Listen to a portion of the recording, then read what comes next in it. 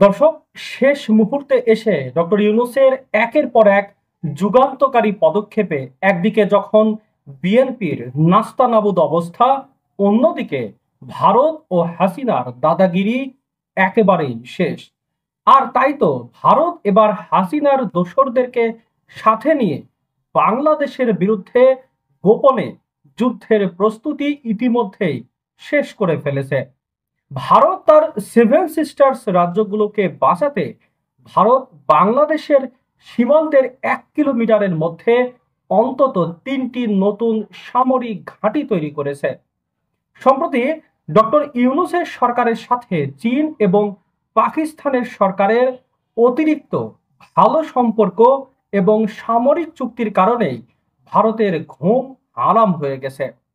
অজিত দোভালের সাথে বৈঠকে খলিলুর রহমান স্পষ্টভাবে ভারতকে বলেছেন যে হাসিনা তার দোসরদের যদি বাংলাদেশের হাতে তুলে না দেন বিচারের জন্য, তাহলে চিকেন নেক তথা পুরো সেভেন সিস্টার্সকে বিপদে ফেলা হবে।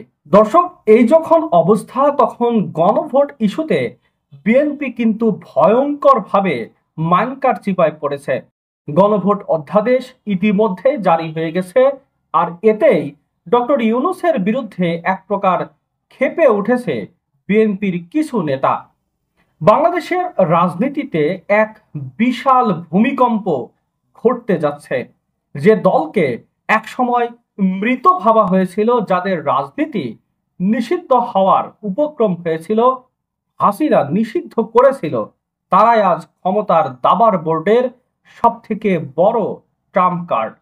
বিএনপি বা আওয়ামী লীগ গতানুগতিক এই সমীকরণের বাইরে গিয়ে নতুন এক ঝড়ের পূর্বাভাস পাওয়া যাচ্ছে রাজনীতির মাঠে। কোনো শোরগোল নেই, কোনো বড় শোডাউন নেই, তবুও বিশ্লেষকরা বলছেন আগামী নির্বাচনে আসল গেম চেঞ্জার হতে যাচ্ছে বাংলাদেশ জামায়াত ইসলামী। কিন্তু কিভাবে, কোন গোপন কৌশলে তারা সাধারণ ভোটারদের মন জয় করে ফেলেছে? কেন বলা হচ্ছে আওয়ামী লীগ এবং বিএনপির ব্যর্থতার জন্য জামাতের ক্ষমতায় যাওয়ার রাস্তা তৈরি হয়ে গেছে? আজকের এই ভিডিওতে আমরা জানিয়ে দেব কি সেই কৌশল, যে কৌশলে জামায়াত ইসলাম ক্ষমতায় বসতে যাচ্ছে। দর্শক, 5ই আগস্টের পর বিএনপির কিছু নেতাকর্মীর বিরুদ্ধে চাঁদাবাজি, দখলদারিত্ব এবং কমিটি বাণিজ্যের অভিযোগ সাধারণ মানুষকে খুবই হতাশ করেছে। যখন জনগণ দেখছে যে সেই পুরনো সংস্কৃতি দখল আর চাঁদাবাজি, তখন মানুষের মনে তৈরি হয় এক বিশাল রাজনৈতিক শূন্যতা, আর সেই সুযোগটি কাজে লাগাচ্ছে জামায়াত ইসলাম। দর্শক, এই যখন অবস্থা, তখন জামায়াত ইসলামের বর্তমান কৌশলের দিকে তাকালে আপনি অবাক হবেন। তাদের কোনো হাঁক ডাক নেই, কিন্তু তাদের আছে একটি নীরব ভোট ব্যাংক। সাধারণ মানুষ এখন ভাবছে আওয়ামী লীগ দুর্নীতিগ্রস্ত, বিএনপি কিছুটা বিশৃঙ্খল, কিন্তু জামায়াতের লোকেরা অত্যন্ত ব্যক্তিগতভাবে দুর্নীতিবাজ বা চাঁদাবাজ নয়। 2001 থেকে 2006 সালে জোট সরকারের সময়ে জামাতের মন্ত্রীদের বিরুদ্ধে বড় কোনো দুর্নীতির অভিযোগ কিন্তু ওঠেনি। এই পুরনো রেকর্ডটি আজ তাদের সবচেয়ে বড় রাজনৈতিক পুঁজিতে পরিণত করেছে। ধর্মপ্রাণ সাধারণ মানুষ, যাদের জীবন মসজিদ বা মাদ্রাসা কেন্দ্রিক, তারা নীরবে জামাতের দিকে ঝুঁকছে। এই ভোটাররা ফেসবুকে স্ট্যাটাস দেয় না, মিছিলে যায় না, কিন্তু ভোটের দিন ঠিকই তাদের রায় দিয়ে আসে। এই সাইলেন্ট মেজরিটি বা নীরব সংখ্যাগরিষ্ঠতা যে কোনো নির্বাচনের ফলাফল উল্টে দিতে পারে, সেই ক্ষমতা এই নীরব ভোটারদের আছে। তবে জামায়াতের সবচেয়ে বড় শক্তি হলো তাদের সাংগঠনিক কাঠামো। বাংলাদেশে অন্য যে কোনো দলের চেয়ে জামায়াত অনেক বেশি সুশৃঙ্খল। আওয়ামী লীগ বা বিএনপি যেমন গ্রুপিং, কোন্দল বা নমিনেশন নিয়ে মারামারি দেখা যায়, জামায়াতে সেটা কিন্তু অকল্পনীয়। দলটির রোকন থেকে শুরু করে আমির পর্যন্ত সবাই চেন অফ কমান্ড মেনে চলে। হাজারো দমন পীড়ন, শীর্ষ নেতাদের ফাঁসি এবং জেল জুলুমের পরেও এই দলটি ভেঙে যায়নি বা ছত্রভঙ্গ হয়নি।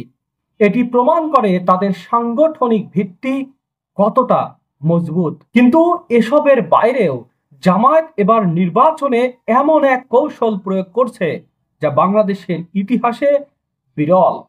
একে বলা হচ্ছে ভোটার স্থানান্তরের একটা নীরব কৌশল। বিষয়টি একটু বুঝিয়ে বলি। দলের শীর্ষ পর্যায় থেকে নির্দেশ দেওয়া হয়েছে যেসব আসনে জামায়াতের জেতার কোনো সম্ভাবনা নেই সেখানকার ভোটাররা নিজেদের ভোটার এলাকা পরিবর্তন করে পাশের এমন একটি আসনে নিয়ে যাবে যেখানে জামায়াতের জেতার সম্ভাবনা অনেক বেশি থাকবে। উদাহরণ দেয়া যাক, টাঙ্গাইলের 2 আসন থেকে যদি 10,000 জামায়াতের সমর্থক ভোটারকে টাঙ্গাইল 3 আসনে স্থানান্তর করা যায় তবে ওই আসনে জয়ী হওয়া অনেকটাই সহজ হয়ে যায়। আন্তর্জাতিক রাজনীতিতে এই ধরনের কৌশল দেখা গেলেও বাংলাদেশে এটি প্রথম। এই নিখুঁত পরিকল্পনা তাদের নির্বাচনী মানচিত্রই একেবারে বদলে দিতে পারে। যেখানে আগে তারা 5 থেকে 10,000 ভোটে হারতো সেখানে এবার তারা এই স্থানান্তরিত ভোটারের মাধ্যমে জয়ের বন্দরে পৌঁছতে চায়। এছাড়া জামায়াত এখন আর অ্যানালগ পদ্ধতিতে নেই, তারা পুরো দস্তুর তথ্য উপাত্ত ভিত্তিক রাজনীতি করছে। কোন এলাকার মানুষের সেন্টিমেন্ট কি, কোন বয়সের ভোটাররা কি চায় তা ফেসবুক, ইউটিউব অ্যালগোরিদম ব্যবহার করে তারা টার্গেট অডিয়েন্সের কাছে তাদের বার্তা পৌঁছে দিচ্ছে। তাদের কন্টেন্ট টিম, ডেটা সংগ্রাহক এবং রুট লেভেলের কর্মীরা একযোগে কাজ করছে, যা অন্য বড় দলগুলোর মধ্যে খুব একটা দেখা যাচ্ছে না। দর্শক, আরেকটা গুরুত্বপূর্ণ বিষয় হলো আন্তর্জাতিক রাজনীতি। ভারত চায় আওয়ামী লীগ ফিরুক, কিন্তু বর্তমান বাস্তবতায় সেটা কঠিন। অন্যদিকে বিএনপির সাথে ভারতের সম্পর্ক মেরামতের চেষ্টা অনেক সাধারণ ভোটারের মনে সন্দেহের দানা বাঁধছে। ভারত বিরোধী সেন্টিমেন্ট বাংলাদেশে সবসময়ই একটা বড় ফ্যাক্টর হিসেবে দাঁড় করিয়েছে। জামায়াত নিজেকে একটি মধ্যপন্থী ইসলামী দল হিসেবে বিশ্বের কাছে তুলে ধরার চেষ্টা করছে। আন্তর্জাতিক মহলে নিজেদেরকে গ্রহণযোগ্য করতে জামায়াতের এই ব্র্যান্ডিং বা রিব্র্যান্ডিং নতুন মোড়কে আত্মপ্রকাশ বেশ তাৎপর্যপূর্ণ। সাম্প্রতিক কিছু জরিপ এটা বলছে যে আগামী নির্বাচনে বিএনপি হয়তো 41% ভোট পেতে পারে, কিন্তু জামায়াত পেতে পারে 30% ভোট, আর আওয়ামী লীগ নেমে আসতে পারে 18%-এর আরো নিচে। অবাক করার বিষয় হলো প্রায় 23% মানুষ মনে করে জামায়াত ক্ষমতায় যেতে পারে। এই 23% মানুষ বা প্রায় 3 কোটি ভোটার যদি তাদের সিদ্ধান্তে অটল থাকে তবে নির্বাচনের ফলাফল অবিশ্বাস্য হতে পারে। যদি জামায়াত তাদের এই 30% ভোটকে 100 থেকে 120টি আসনে কেন্দ্রীভূত করতে পারে তবে প্রতিটি আসনে তাদের নিজস্ব ভোট হবে 2 থেকে 2.5 লাখ।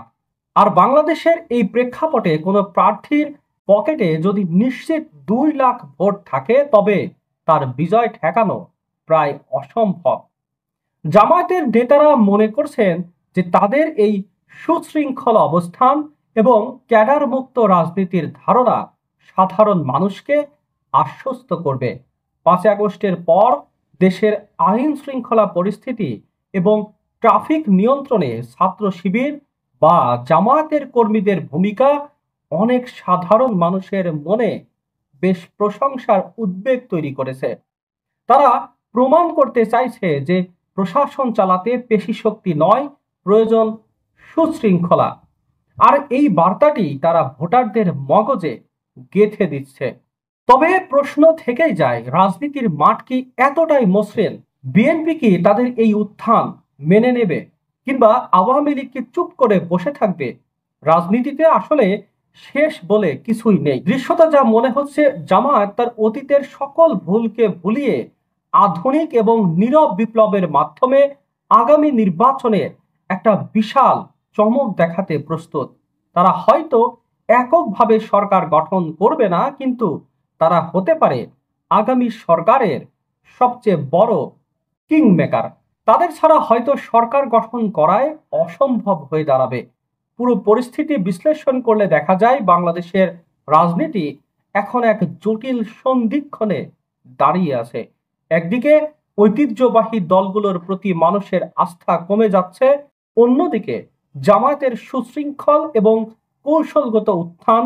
সব মিলিয়ে আগামী নির্বাচন হবে এক বড় পরীক্ষার মঞ্চ। সেই মঞ্চে কে হাসবে শেষ হাসি, সেটা হয়তো সময়ই বলে দেবে। তবে এটা নিশ্চিত, জামায়াতকে যারা হিসাবের বাইরে রাখছেন তারা ভুল করছেন। দর্শক, এই যখন অবস্থা, তখন জামায়াতের ব্যাপারে আপনি কি ভাবছেন জানিয়ে দিন কমেন্টস বক্সে।